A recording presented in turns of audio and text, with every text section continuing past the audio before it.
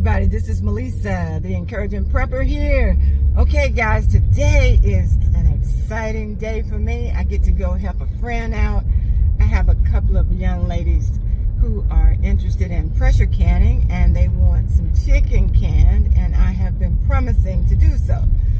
So I'm going to take you guys along with me today. I have my dash cam, so you don't have to worry. I'm driving safely, and we're going to go pressure can this chicken for them.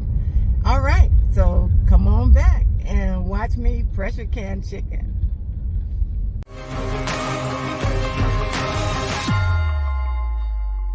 Okay, so welcome back everybody. We are now in my friend's house, and she's at work, and we are going to pressure can this chicken for them. It's a couple of people that I've been promising this to. So they have their chicken already diced, seasoned, and ready to go, which is a big plus. I have sanitized the jars. This is called the raw pack method. So the jars have been sanitized, and we are bringing in just sanitized jars and utensils to get this done. So it's a really quick, simple process. I'm going to take these jars, flip them over. Like I said, they've already been sanitized in the oven, 260 for 20 minutes. That sanitizes the jars, okay? And for the lids, I'm just going to soften those lids a little bit by just putting them over in some warm water.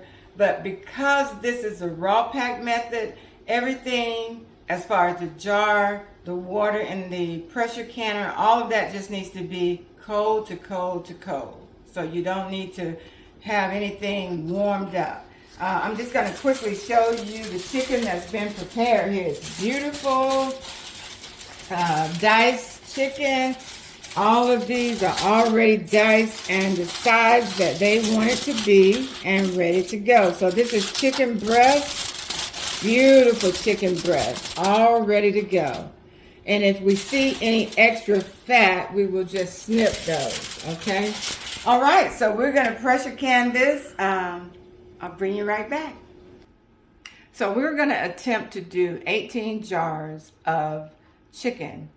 And we're going to do this raw pack method. You do not need liquid for this, but I always like to use at least a 2 ounce of liquid when I'm doing this, which is about that much. The reason you don't need liquid is this chicken will make its own juice, but because I like my chicken and my juice to come to, over the chicken, I usually just put the 2 ounces, okay? No more than 2 ounces. It won't work if you do that.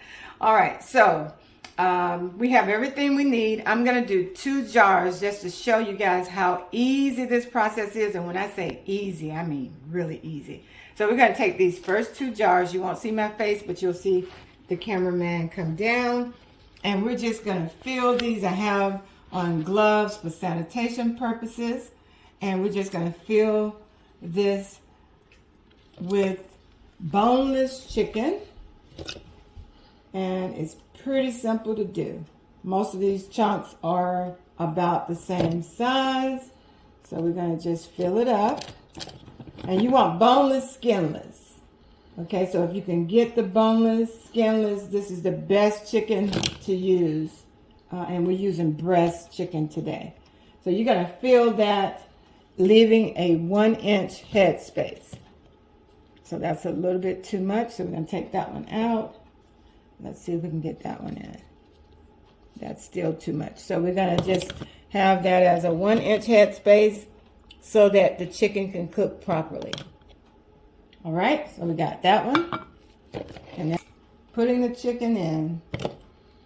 Let it find its place. You don't need to help the chicken find its place. It will find its place. And never use frozen chicken. Always let the chicken, it can be cool, but not, you don't want it to be frozen. These pieces are approximately the same size. Okay, so we're going to use the 1-inch headspace. That one's a little bit too much, so let's see if we can find a smaller piece to go there. Okay, I think that'll do it on that one. Okay, and because we do have a little bit of liquid there, okay, so you see we have the 1-inch head space. Okay, so now we're going to just take our debubbler and just go around the edges. Always go around the edges to allow the liquid to, and right down the center. See how easy that is? And it gives you that perfect 1-inch head space.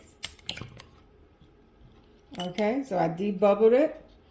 And so the next step in the process is we're going to just take our lids after we have cleaned them. The rim, you want to make sure you take a little bit of vinegar water. A little bit of vinegar water. I already have prepared here. And you're just going to go right around the ring. And just to make sure you get off any type of debris that would keep the lid from sealing. This is the most important part of the process, is to make sure your lid is debris free, oil free. Okay, so there we have 2 perfect jars ready to go, and we're going to come over here and just get our lid, pick it up. These have been just soaking in some water. You don't necessarily have to put them in water, but I like to kind of soften them up a little bit and make sure that the seal takes very well. So we're just going to put that lid on. Okay, so there we have it. And then we're just going to take our ring, go around, just like so. And you want to screw this on finger tight, okay? And that's pretty much all we're going to do for all of these. You did not see me, but you do want to change gloves when you are doing this part of the process, okay? So once you touch your meat, you do want to change your gloves before you go into the lid process. All right. Okay, so now we have 18 jars of the chicken ready, and I have washed my hands again, and we're going to now wipe the jars off, and we are going to put lids on all of these. So it is best to do it in steps. Get your chicken in, that way it doesn't cross-contaminate. After you filled your jars with the chicken, then you're ready to do the next step, which is to wipe the rims of the jar and put the lids on. And then we're going to take it to the canner, hour 15 minutes, and it's all done.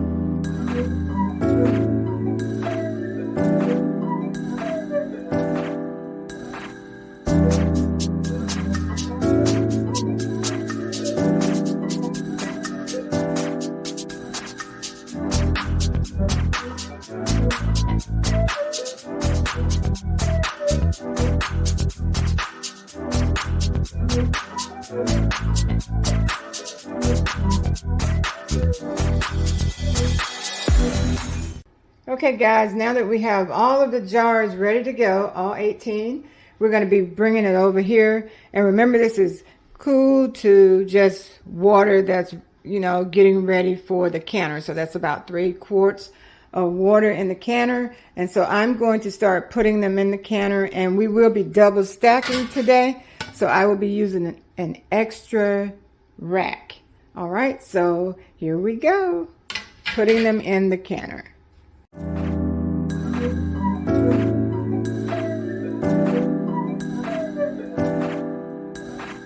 So this has been spewing now for about 10 minutes, and this spewing, we want that to happen for 10 minutes. So we're at that point, so we're just going to take our little weight here and put it on there. And that's it. We're going to wait for this to come up to our 12 pounds, and then we will begin the timer for 75 minutes. All right, guys, we are ready to start the timer.